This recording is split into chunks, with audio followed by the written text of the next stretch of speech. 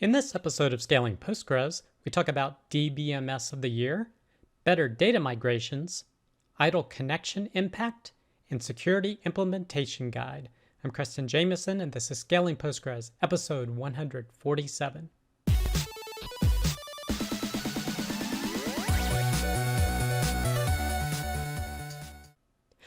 All right, I hope you, your family, friends, and coworkers continue to do well.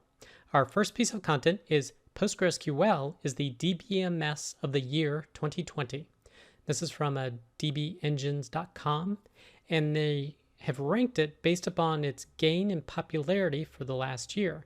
And they're defining popularity according to their methodology, which is basically about how many people were communicating about it. So for example, they list here job offers, professional profile entries, and citations on the web. So this is actually the third time that PostgreSQL has been nominated to be DBMS of the year. So that's another great achievement for Postgres. So if you're interested in learning more, you can check out the site. The next piece of content is stop worrying about PostgreSQL locks in your Rails migrations. Now, this is talking about Rails migrations, and it does cover some Ruby and Rails code, but the information in this post is valid for anyone using Postgres. And if you use Django or Python or some other language, you can find important things to do and be wary of if you're working with a large database. So they have a database that handles, they say, up to 15,000 requests per second, and they have, I believe, over 100 full stack developers working on it. So it seems to be a pretty large application. And they have refined their procedures to do migrations, which are essentially DDL changes to their database safely. So the first thing that they talk about you want to be aware of is adding an index. So if you just add an index, and they are using a Rails migration, so this is Ruby code, but it basically just adds an index. And of course, this is a locking operation until that index completes. What you want to do is create that index concurrently. Now, you can do that using the Ruby syntax by specifying the algorithm here concurrently when you add it. So you definitely want to do that. However, the other thing that they apparently have set for their application is a statement timeout for the user that's running these migrations. So to avoid that index operation being timed out, they actually first, as part of their migration, they actually store what the statement timeout is into a variable. Then they set the statement timeout to 0, so basically no statement timeout for this session that they're in. They add the index, and then they reapply the old value to the statement timeout. Now, one thing that they also have to do with this is that they have to disable the DDL transaction wrapper that Ruby provides. So it basically avoids that in order to run this concurrent index migration. So a few steps, but the main one here that is different than just creating your indexes concurrently is altering the statement timeout so that the index will run. So that's something they have to do in their environment. The next area they talk about is adding a foreign key. And with the Ruby DSL, you can just do add foreign key table and then the reference. Now again, this would prevent some writing on both tables. So one way that they could do it is set a statement timeout to avoid that locking. So here they set the statement timeout to 5 seconds. Try adding the foreign key, and then if that's successful, then revert the statement timeout to what it was before. However, the better way to do it that they'll mention here is that you add this constraint without validation. So basically, any rows moving forward are validated but not pre-existing rows. And then as a second step that is not going to block operations, you validate that constraint. So here's the process that they go to. They go ahead and save the old value of the statement timeout. They set the statement timeout to 5 seconds to keep it relatively short. They go ahead and add the foreign key, and they set the validation to false. So that operation should run relatively quickly, again, less than that 5 seconds. Once it's successful, you can then set the statement timeout to 0 seconds or turn it off. Then you can do this command, which validates the foreign key for this table. So it goes through and checks all the values to ensure that it's valid. And then as a final step, you revert the statement timeout to what it was before. So it's a little complex, but you can see the logic in doing it. First, you create the foreign key in an invalid state, and then you validate it later. And the next area they're talking about is adding a column. So you can add a column like this, and normally that happens very quickly. But where you can run into problems is with a lock queue, because it still needs to get an access exclusive lock on that table. But if there's other locks going on, what can happen is this gets put in a lock queue and then things behind it have to wait. And they give a graphical representation of this where basically operations that require a lock have to wait until this add column query is completed before they can start processing. So everything starts getting backed up in the queue. So the way to avoid this is having a lock timeout. So basically you say if it gets timed out due to lock waiting, it'll go ahead and cancel that operation. It won't move forward with adding that column. Now, of course, if that happens, you need a process to retry it to make sure it's successful. And they don't show that in this particular example here. They just set the lock timeout to a short value and then revert it. Now, they also mention there's a way to add a reference, which is basically a combination of the things that were shown. So adding a new column, adding an index, adding the reference. So multiple ways of doing it that can cause locking. And basically, this is a way to get around this issue. Instead of using this very simple DSL to do it, you need to do one step to add the column, one to add the index, and then add your foreign key. Now, it would be great if Rails offered a way to do these very safe steps to do updates to the database. Unfortunately, they don't. Now, there may be other ORMs that offer a more sophisticated way to do it in this safe manner. And there have been a number of libraries created for Ruby for doing safer migrations. Well, they've actually written another library or a gem called Safe PG Migrations that basically take that standard DSL simple syntax and do all of these things behind the scenes. So this post is definitely beneficial for those who are using Rails or Ruby to create safer migrations. However, even if you're not, following these steps and these processes and thinking through it can help lead you to creating better DDL statements for migrating your database as you're working with it. And if you're interested in that, you can check out this post that's on medium.com. The next piece of content is resources consumed by idle PostgreSQL connections. This is from the AWS blog, and they're talking about connections that really aren't doing anything and the resources that they use. Now, this is the first part of a post, and the second one goes into some of the performance impact. But this one does a very test-driven approach, an empirical approach for measuring the impact of these idle connections. So first they do a test of connections with no activity. So basically they open 100 connections and just leave those idle connections open for 10 minutes and see what the impact is. And they also try doing a discard all statement to try and free up any resources to see if that frees up anything. And unfortunately, it really doesn't in any of the tests that he's seen here.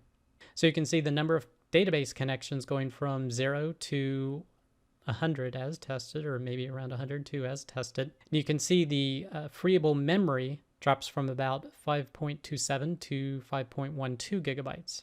So that's about 150 megabytes, so each connection is using about 1.5 megabytes. The next test, they actually did some work with temporary tables, so they created one and dropped one, and then essentially leaving those connections idle for 10 minutes to see what the impact was. And here you can see the number of connections going up and down, and then this is the second phase with the discard all. And with this one, you can see that the memory dropped from 5.26 gigabytes to 4.22 gigabytes. So it definitely uses more memory, and those idle connections basically don't give anything back to the memory until those connections have been shut off. So those idle connections are still using memory resources. Next, he took a look at some different select queries. So trying doing select queries and then waiting for 10 minutes for that idle state to see what happens. And again, here you can see that the memory does drop, and it is only released back once those connections are dropped. For this 10 minutes that they are idle, they're still using these resources. They are not released back to the operating system, for example. Then he combined both the temporary table and the select queries, and you see the same impact where both activities were done, it drops the memory down, and they are only released once those connections are dropped. A discard statement still does not free them up until the point that those connections are stopped. And he says that you even get a CPU impact from these idle connections. So here's an example where he compared different test runs on CPU utilization compared to how many connections. So for example, you can see here, it goes up, I don't know if it's maybe percent for 100 connections, 500 connections, it gets up to maybe a 3% utilization with really nothing going on in terms of those connections. It gets up to about 5% utilization at 1,000 connections. It gets up to about 6 or 7% at 1,500 connections. And then at 2,000 connections, it gets around 8% utilization. So definitely, even connections just sitting around really doing nothing still uses CPU resources of the system. Now, the next post talks about the performance impact of this. So he looks at measuring transactions. So he tested with 100 clients and then a test with 1,000 idle connections. And just using a standard PG bench test, you could see that adding 1,000 idle clients drops the transaction throughput from 1,249 to 1,140 TPS, which is about an 8.7% drop. He then said you'll probably get more of a performance impact looking at select-only workloads. So we did a select-only PG bench, again looked at 100 client run and then added 1,000 idle connections in addition to that 100 clients. In here, he saw an 18.2% drop in TPS performance. So that starts becoming really significant. And then he looked at a custom PG bench workload where he did very large queries. Again, did the 100 clients and then the same 100 clients again, but adding 1,000 idle connections to the database at the same time. When testing that, he saw a 46% performance drop from TPS. The transaction per second went from 378 to 206. So that's a huge performance drop from adding 1,000 idle connections. And then he gets down to the main point is that how you get around this is by using a connection pooler. So he tested using PG Bouncer in this case to see what impact it had. So he configured a PG Bouncer to allow 5,000 client connections and then a maximum of 200 server connections. So 200 connections to the database, but up to 5,000 application clients could connect. And then he did a PG bunch run of 100. So you can see that there's 100 clients and 100 servers to get a baseline. And then he opened up 1,000 connections and left them idle.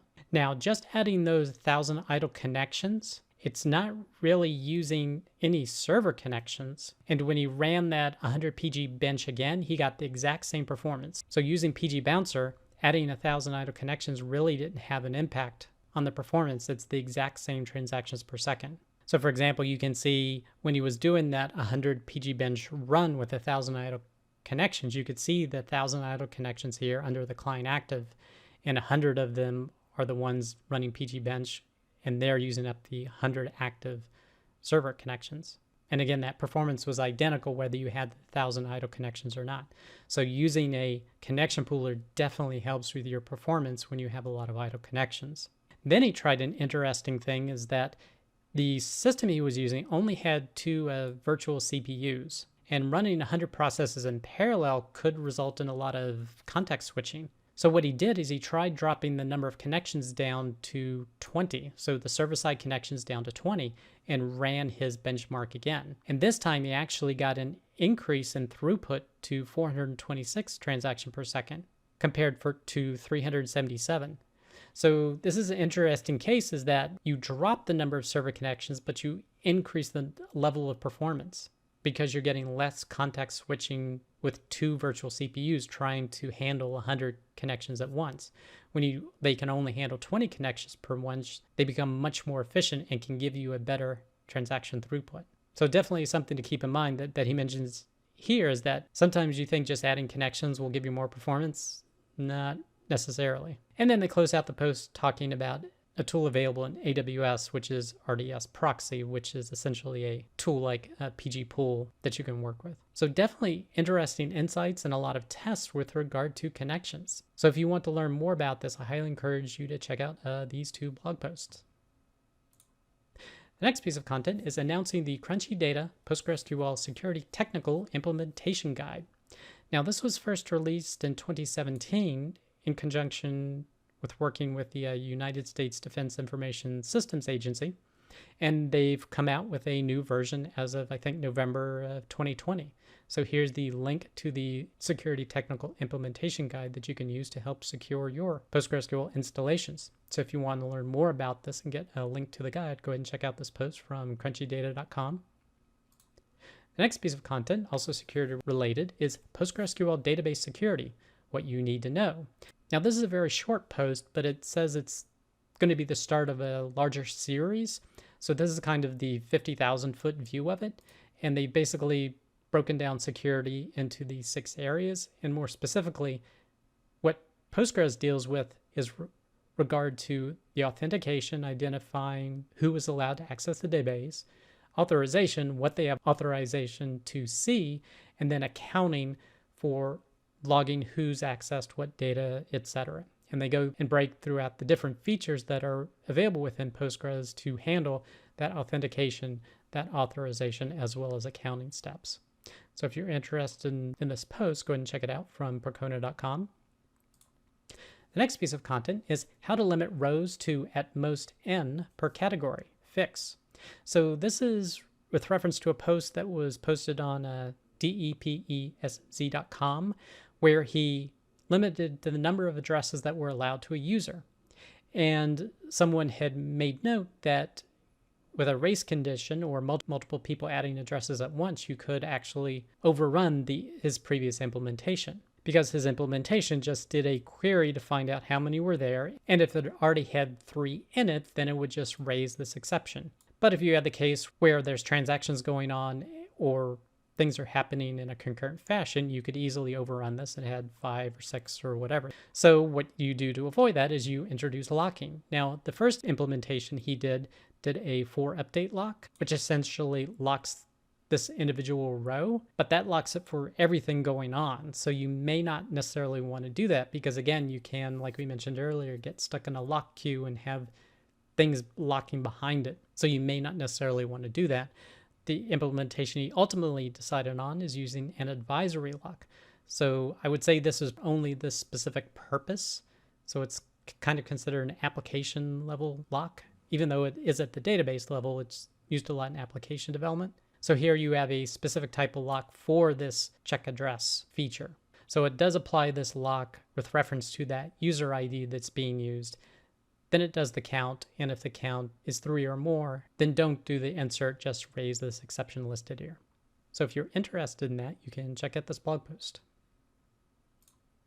The next piece of content is single user mode and -p flag. This is from fluca1978.github.io. And they're talking about if you have a case where you have a damaged system indexes in Postgres, there is a way to rebuild them, but the problem is you can have trouble connecting to the database if there is this type of corruption.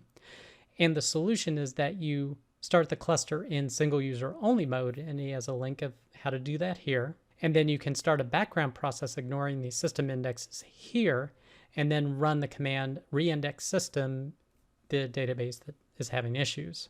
Then you can restart the cluster in order to get it back. So if you run into this issue, definitely a blog post to consider checking out.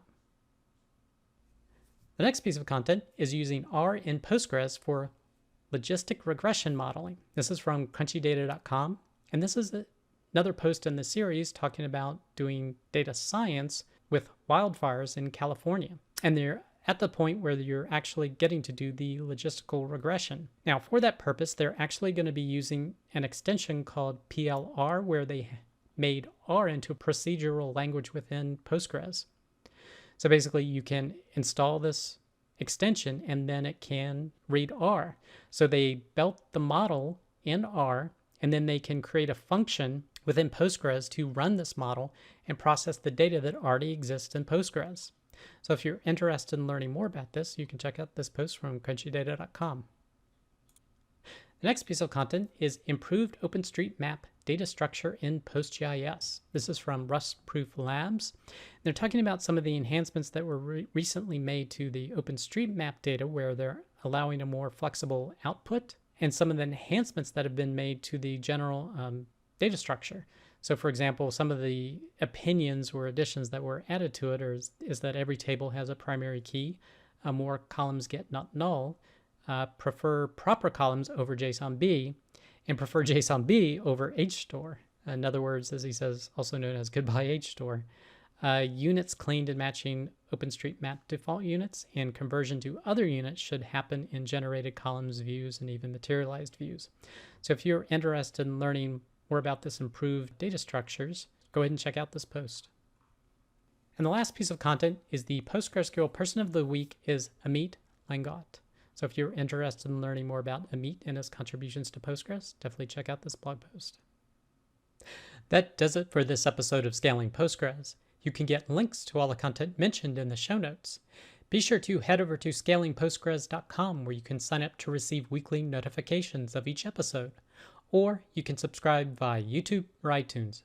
Thanks.